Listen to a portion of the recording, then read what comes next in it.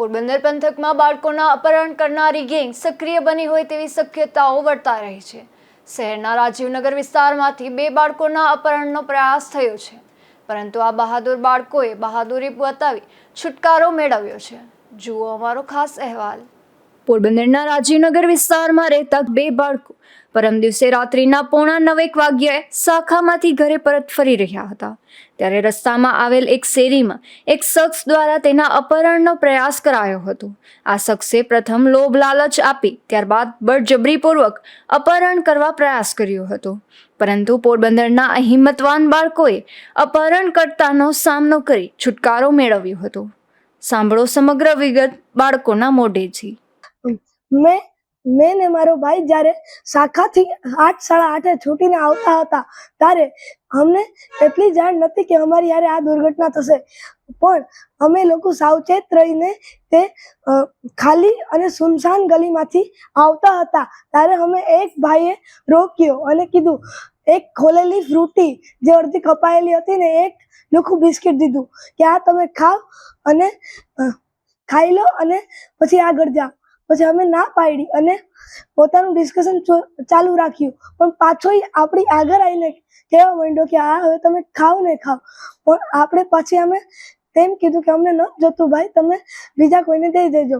ત્યારે આપણે આગળ જતા જતા તેણીએ મારો પાછળથી કોલર અને મારા ભાઈનો કોલર પકડ્યો।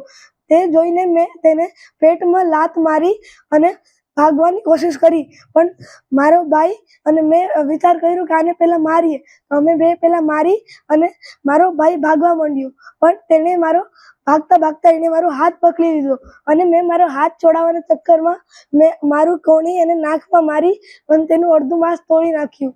તે જોઈ મારો ભાઈ આવી અને અમે 2 ભાગ્યા। તેથી શ્રી જનરલ સ્ટોર સુધી ભાગતા તેનો સાથીદાર પણ આવ્યો। મેં એક ભાઈને જોયો જે પ્લોટની આગળ ફોનમાં વાત કરતો હતો। મેં પોતાનો હાથ ઊંચો કર્યો અને તેને આમ કીધું, ઓ ભાઈ, આ તો એ અને એનો સાથીદાર સ્કૂટર લઈને ફરાર થઈ ગયા। અમે રાતના શાખાએથી આવતા હતા ને તો અહીંયા એક ભાઈનો અમને પડછાયો દેખાણો અને ઈ ભાઈ અમને કિડનેપ કરવાનું કરતો હતો, પણ અમને ખબર પડી ગઈ હતી કે આ કઈક બાંધવાનું કરે છે, એટલે પછી અમે આમ ઓલા શું કહેવાય, અમને ખબર પડી ગઈ હતી।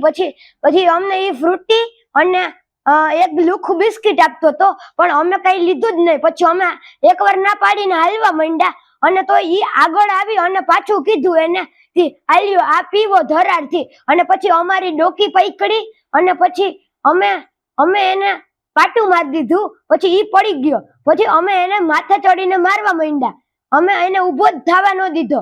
પછી અમે છે ને પછી અમે ભાગી ગયા, તો મારા ભાઈનો એને હાથ પકડી લીધો અને અમને ભાગવા જ ન દીધા અને હું ભાગી ગયો અને પછી હું ઊભો રહીને પાછો આવ્યો, તો પછી મારા ભાઈએ એને કોણી મારી તો એનું અડધું માસ્ક ફાટી ગયું। તો પછી અમે એનું મોઢું જોઈ લીધું કાળા કલરનું, અને પછી એને દાઢી હતી અને એને ચંપલ નહોતા પહેર્યા અને નેવી બ્લુ કલરનું ટી-શર્ટ હતું અને બ્લેક કલરનો ચડ્ડો અને પગમાં ઓલી માછલી પહેરી હતી, ઓલી વીટી પગની કરડી, અને પછી અમે ભાગ્યા, એને પાણા માર્યા।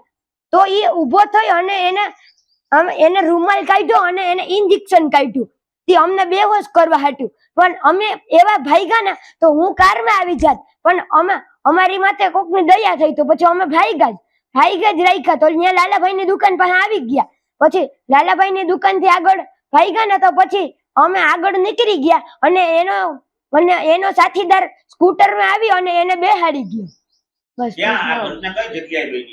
આ ઘટના નરસન ટેકરી રાજીનગર ઘંટી પાસે લાલાભાઈની દુકાન રામેશ્વરથી આવતા હતા ને ત્યાંથી લાલાભાઈની દુકાન આગળ। બંને બાળકોએ હિંમતપૂર્વક અપહરણકર્તાનો સામનો કરી પોતાનો બચાવ કર્યો હતો। ત્યારબાદ બીજા દિવસે ઘરે વાલીને જાણ કરતા વાલીઓએ આ અંગે પોલીસને પણ જાણ કરી હતી। જલ્પા કેતન લોઢિયા, રાજીવનગર। અમારા 2 છોકરા રામેશ્વર મંદિરથી શાખામાંથી 8:30 વાગે આવતા હતા, ત્યારે રસ્તામાં એને કોઈ અજાણ્યા માણસે માસ્ક પહેરેલો એને પૂછ્યું કે તમે ફ્રૂટી અને બિસ્કિટ ખાઓ। છોકરાએ ના પાડી તો એની પાછળથી ગરદન પકડી અને ધરારથી એને કોશિશ કરી ખવડાવવાની, પણ આ છોકરાએ ના લીધી અને છોકરાએ એની સામે ફાઇટ કરી, એને પછાડી દીધો અને છોકરાઓ બે દોડી અને ઘર તરફ આવ્યા તો એનો પીછો અડધે સુધી કર્યો. પછી આ વાત અમે પોલીસને જાણ બી કરેલી છે કે આગળ આવું ના બને છોકરાઓની સિક્યુરિટી માટે.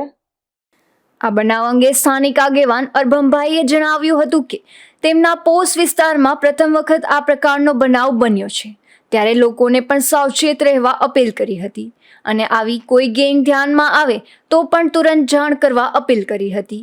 મારું નામ ખારાવદરા અરભમભાઈ. અમે રાજીનગરના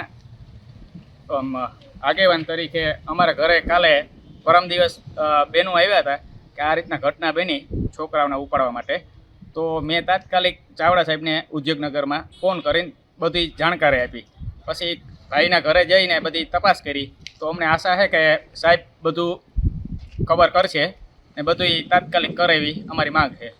અમારા રાજીનગરમાં અપીલ છે. શું લોકોને શું અપીલ કરશો તમે આ બાબતે? લોકોને કહીએ કે કોઈ અજાણી વ્યક્તિ દેખાય તો અમને તુરંત જાણ કરવી. બંને બાળકોએ હિંમતથી સામનો કરી પોતાનો બચાવ કર્યો હતો. ત્યારે આ ઉઠાવગીર અન્ય વિસ્તારમાં પણ કોઈ બાળકનું અપહરણ કરે તે પૂર્વે વાલીમાં આ અંગે જાગૃતિ જરૂરી બની છે અને પોલીસ પણ તાકીદે આ ગેંગનો અથવા તો અપહરણ કરવાના પ્રયાસ કરવાનો પર્દાફાશ કરે તે જરૂરી બન્યું છે. પોરબંદર પંથકમાં બાળકોનું અપહરણ કરનારી ગેંગ સક્રિય થઈ છે તે પ્રકારનો મેસેજ છેલ્લા ઘણા સમયથી વાયરલ થતો, પરંતુ આ મેસેજમાં કંઈ તથ્ય જોવા મળતું ન હતું. પરંતુ હાલ 2 દિવસ પૂર્વે રાત્રિના સમયે પોરબંદર શહેરના રાજીવનગર વિસ્તારમાં એક ઘટના બની છે, જેમાં આ મેસેજનું તથ્ય કાંઈક સાચું હોય તેવું સામે આવી રહ્યું છે. બાળકોના અપહરણ કરનારી ગેંગ પોરબંદરમાં સક્રિય હોય તે પ્રકારની ઘટના રાજીવનગરમાં બની છે, જ્યાં રાત્રે 8:30 થી 9ના સમયગાળા દરમિયાન આરએસએસની શાખામાંથી છૂટીને જતા બે બાળકોના અપહરણનો પ્રયાસ કરવામાં આવ્યો છે. પરંતુ બહાદુરીપૂર્વક અપહરણ કરનારનો સામનો કરી છુટકારો મેળવ્યો હતો. અપહરણ કરનારે બાળકોને ફ્રૂટી અને બિસ્કિટની લાલચ આપી હતી, પરંતુ આ બાળકો લલચાયા ન હતા.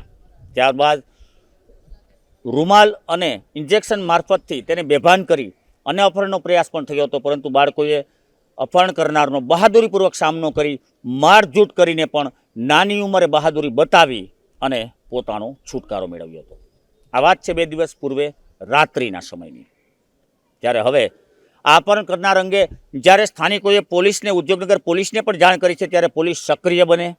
સમગ્ર પોરબંદર પંથકમાં અપહરણ કરનારી આવી કોઈ ગેંગ સક્રિય થઈ હોય તો તેને તાકીદે પકડી લે તેવી માંગ ચારે તરફથી ઉઠી રહી છે. અહીં ઉલ્લેખનીય છે કે જે અપહરણ કરનાર હતો તે ફોન પર વાત કરતો હતો, હિન્દી ભાષામાં વાત કરતો હતો, એટલે આ આઉટ ઓફ સ્ટેટનો એટલે કે ગુજરાત રાજ્ય બહારનો કોઈ શખ્સ હોય તેવું હાલ અનુમાન લગાવાઈ રહ્યું છે. પરંતુ આ ઘટનાને લઈ અને સમગ્ર રાજીવનગર વિસ્તારમાં ભયનું મોજું ફેલાયું છે.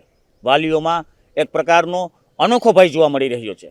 ત્યારે વાલીઓને ભયમુક્ત કરવા પોલીસ તાકીદે સક્રિય બને તેવી સમગ્ર પોરબંદર શહેરમાંથી માંગ ઉઠી રહી છે.